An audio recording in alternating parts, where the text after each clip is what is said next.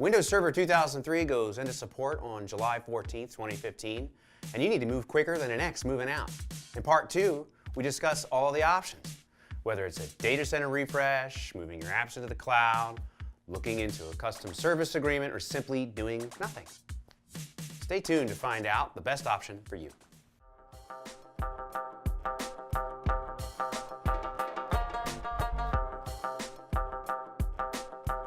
So, like I said, we're going to go through a few of the plans. The first one is probably my favorite one.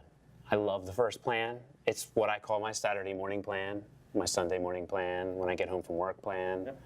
And you call it? My during the day plan. So more appropriately, it's the do nothing plan. The do nothing plan, right? It's the plan we all follow most of the time. Sure. And you know what? Ultimately, yes. Doing nothing is an option for you. You can legitimately choose to do nothing with the environment. Essentially, if you go through and you weigh the costs to mitigate and or migrate off of 2003, and you weigh the potential risks, if the potential risks are far less than that of the costs, maybe you do nothing. Maybe that's a part of your IT business strategy. Some of us are actually okay with the do nothing plan. Sure. Maybe we're using these servers in a way that has them completely isolated, or and just they're not doing anything that anybody can access, and there could never be a problem with it. Although the word "never" in the IT world is kind of scary, right? Sure. And realistically, that's going to be a little bit of a blended plan, because most organizations that still have 2003 in their environment are not going to be in a mitigated isolation type environment like that. They've still got their servers in mainstream production. So you said isolation, right? So that's the other plan that we discussed. Sure. So there's the do nothing plan, which is do nothing. Right. Then there's the isolation plan, which is really nothing more than the do nothing plan with some lipstick and earrings, right? For all intents and purposes, you're prettier. Yeah, just, you're taking your 2003 server environments and you're going to isolate them either physically or virtually by VLANing them off. Maybe you remove the gateway for that VLAN so they can't, literally cannot get out to the internet. And so in that regard, you've mitigated some of your risk. Arguably, right? Like it's debatable that you have taken measures to mitigate some of your risk.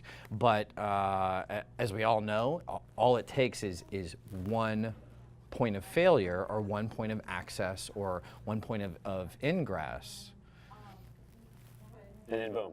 And then you're compromised. It's the do nothing plan that looks like I'm doing something. In all honesty, right, there are some of us, there's a lot of us that are going to do that. We're going to isolate these operating systems. And I think on the surface, you can say that you feel better because you've done something. It wasn't actionless. But I agree with you. Isolation, essentially saying I'm going to put these guys in their own little place so that if they do get compromised, it won't affect the rest of my infrastructure. The point is, you just had something compromised. And what are those systems doing, right? Are they critical? Do they host any EPHI or any NPI? What if they're doing my Active Directory and my name services? Well, exactly. Maybe they don't have public information, or maybe they don't have sensitive information, but they provide supporting services to sensitive information. Whatever the case may be, there are still a lot of security implications there. And even more importantly, even though we've actually segregated the environment, we still have our support issues that we have to worry about. So the third option that we have, Kevin, is the option that's obviously the one that we should do, right? Let's go ahead and call this one. Fundamentally, it's the obvious choice. It is. It's the do something one, right? We have the do nothing. Then we have the do nothing with lipstick, which I love that one, by the way. That's the one that you tell your boss that you're doing, or you tell your application provider or your other department that you're doing, and then we feel like we did some things, but you really only put baby in the closet, and that baby's going to grow up and be a big problem for you later, so face it, right? Yeah, and most engineers and administrators recognize that that is nothing more than a Band-Aid. It is, but how many Band-Aids do you and I run into that are 5 and 6 years old, right? So be careful of that, I guess, is the best piece. But the third one, the do something plan, essentially is upgrade your dang OS, right? Just do it, right? That's all I have to do, just show up, right? I just pop in a little ISO or a disk, and I hit play, and then boom, I upgrade my 2003 to 2012, right? It's that easy, isn't it? Yeah, so it takes about 30 seconds. And it's a no-brainer, right? Yeah. You know what? So, frankly, yes, it is fundamentally and at the surface, it is the obvious choice. Obviously, there's going to be a lot of dependency checks and diligences that need to be performed, right? Are the applications in use even compatible in a newer OS version? What do we have from an inventory perspective? What are our workflows, and are they documented? Have we done our application dependency checks? That sounds like a lot of planning, a lot of paperwork. You know, it's funny. They say that 60 to 70% of any successful engagement is planning, right?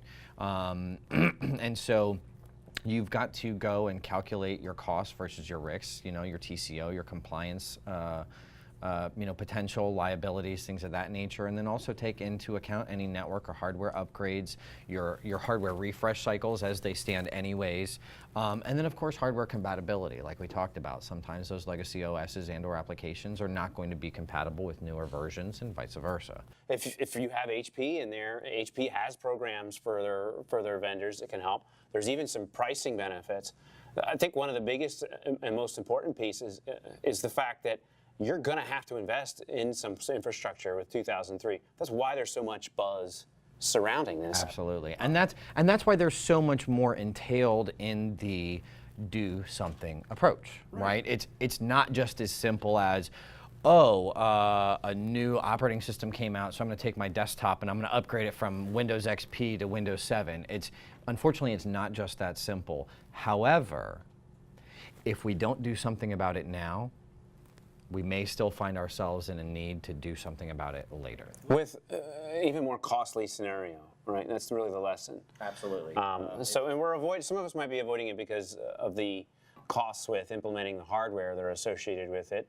You know, that's an interesting problem. You got to kind of think about what scenario would put me in that place. If I'm virtualized to some degree, you know, maybe there's something else that can be done to resolve it. There's fewer and fewer folks out there that don't support virtualization from an application perspective. So there's a good chance that you can figure something out without buying hardware. But if you do, take advantage of the programs that some vendors put out there. The vendors are very motivated to assist getting us to the next level to get this moved over. If you wait until after 2003 in July 15th, all these promotions that you get from vendors like HP, they will vanish. What's the point at that point, right? So I think it's very good for someone to take a look at this from a planning perspective, because part of planning is what's the expense, right? How much is it going to cost me? Yep. A couple other options, right? Just to kind of ferret them out.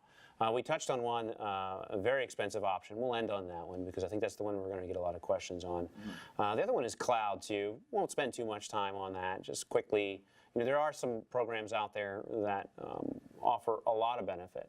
Yeah, and you know, the cloud can even be kind of lumped into that do something migration kind of category because you're still doing something about your legacy OS. And you're putting us in the right OS. You're not doing something to keep Frankenstein alive, right? To try to keep this old thing alive where the risk associated with it continues to grow and we continue to procrastinate it like a final exam at college, right?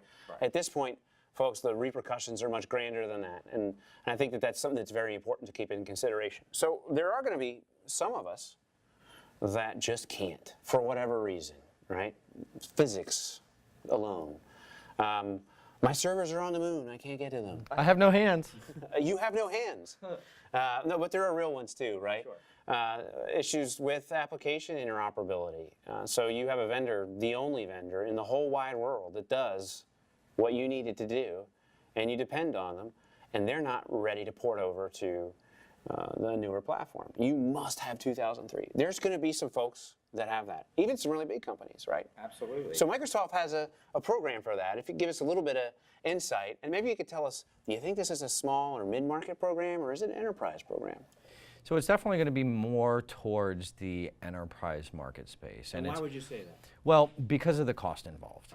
There is a substantial cost involved. You have to not only have a premium support agreement with Microsoft, you also have to enter into a custom support agreement. You still have to pay for each hotfix and/or security patch that is ultimately coded for you. And at the end of the day, Microsoft will not enter into an agreement with you unless you already have a mitigation plan in place to So you have to show migrate some off of documentation. 2003. Correct. You're still going to have to show them that you plan Sort of a to move reminder, away hey, from folks, this. This is only temporary. Coming up next in part 3, we talk about best practices for a successful migration. Stick with us for tips on how to leverage your solutions provider to make sure the process doesn't sting.